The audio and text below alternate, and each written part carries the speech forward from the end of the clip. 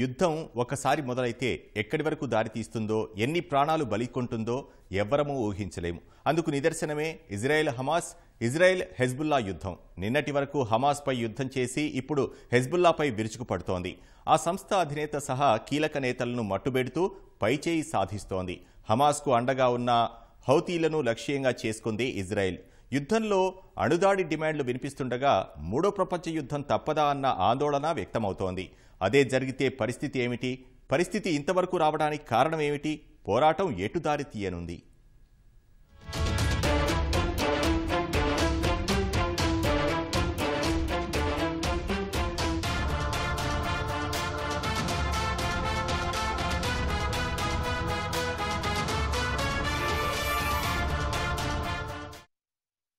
యుద్ధం ఈ పేరు వింటే చాలు ఇటీవల కాలంలో ఇజ్రాయెల్ హమాస్, ఉక్రెయిన్ రష్యాల పేర్లే గుర్తుకొచ్చేవి.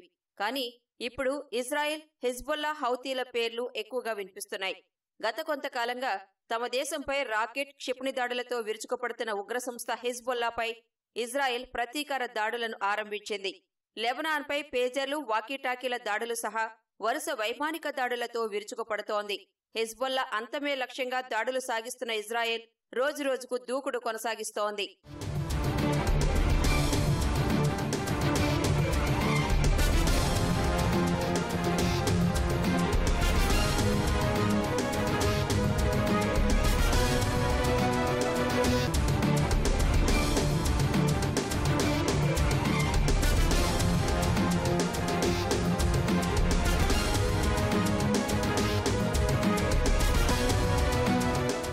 ఓవైపు హమాస్ పై యుద్ధం చేస్తూ ఉంటే పక్కలో బల్లెంలా మారిన హెజ్బొల్లాను లక్ష్యంగా చేసుకుని ఇజ్రాయెల్ మొదట పేజర్ల పేలుళ్లు జరిపింది. హెజ్బొల్లా అధినేత నస్రల్లా లక్ష్యంగా భీకర దాడులు చేసింది. పశ్చిమాసియాలో కరుడుగట్టిన ఉగ్రవాద సంస్థను దాదాపు 32 ఏళ్లుగా ముందుండి నడిపించిన నస్రల్లా పాతాళంలో దాక్కున్నా పక్కా ప్రణాళికతో అంతం చేసింది. ఇజ్రాయెల్ సైన్యం, ఇజ్రాయెల్ డిఫెన్స్ ఫోర్సెస్ వ్యూహ రచనతో వైమానిక దళం ఆపరేషన్ న్యూ ఆర్డర్ ను పూర్తి చేసింది. భూగర్భంలోని బంకర్లోంచి నస్రల్లా తప్పించుకోకుండా పగడ్బందీగా వ్యవహరించింది. నస్రల్లాను హతమార్చే వరకు విశ్రమించకుండా దాడులు కొనసాగించింది ఇజ్రాయెల్.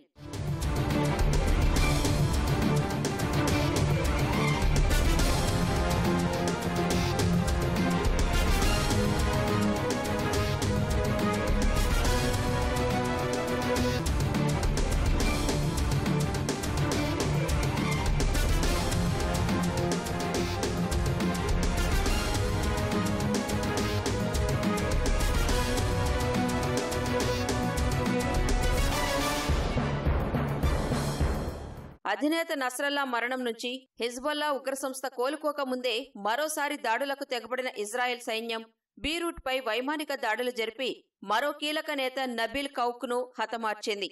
నస్రల్లా, నబీల్ కౌక్ సహా వివిధ హోదాల్లోని హెజ్బొల్లా నేతలను హతమార్చినట్లు ఇజ్రాయెల్ సైన్యం ఐడిఎఫ్ ప్రకటించింది. లెబనాన్ పై ఇజ్రాయెల్ దాడుల్లో మహిళలు, చిన్నారులే అధికంగా మృతి చెందారు.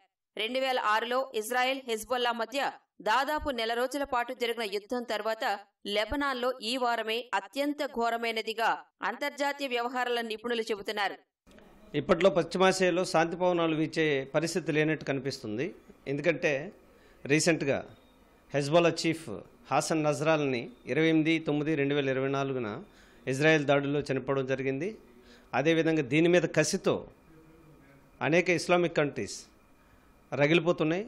దీంట్లో భాగంగా ఇరాన్ ఏ పరిస్థితుల్లో బయటకు వస్తుంది? ప్రత్యక్ష యుద్ధం చేస్తుందా, పరోక్ష యుద్ధం చేస్తుందా, లేకపోతే హమాస్ లాంటి మళ్ళా సంస్థలని, హెజ్బొల్లా లాంటి సంస్థలు పెంచి పోషించి మళ్ళా ప్రపంచ తీవ్రవాదానికి ఊపిరిలూదుద్దా అనేది ఒక ఆలోచన అయితే పశ్చిమాసియాలో శాంతి అయితే అందని మేఘంలాగానే ఉంది. ఎందుకంటే ఇటీవల మనం చూస్తున్నాం రష్యా ఉక్రెయిన్ వల్ల అనేక రకాలుగా ఆ ప్రాంతంతో పాటు అనుబంధ ప్రాంతాలన్నీ కూడా నష్టపోయే పరిస్థితి వచ్చింది.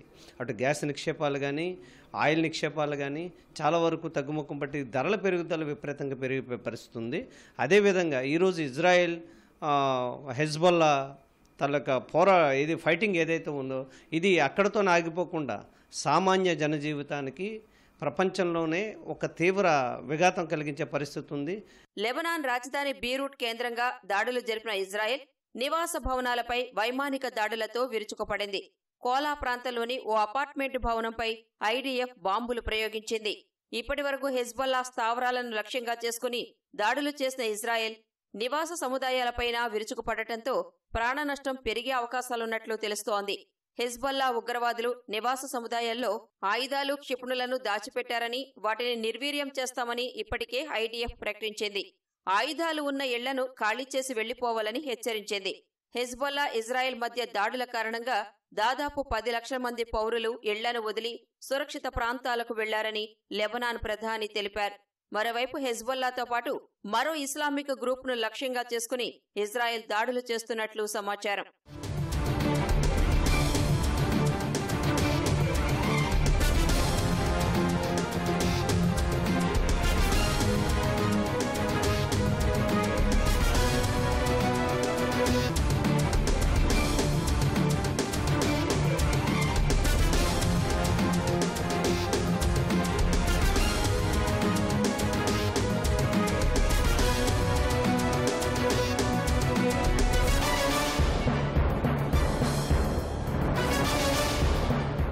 లెబనాన్పై ఇప్పటివరకు వైమానిక దాడులకే పరిమితమైన ఇజ్రాయెల్ ఇక భూతల దాడులు సైతం చేసే అవకాశమున్నట్లు తెలుస్తోంది.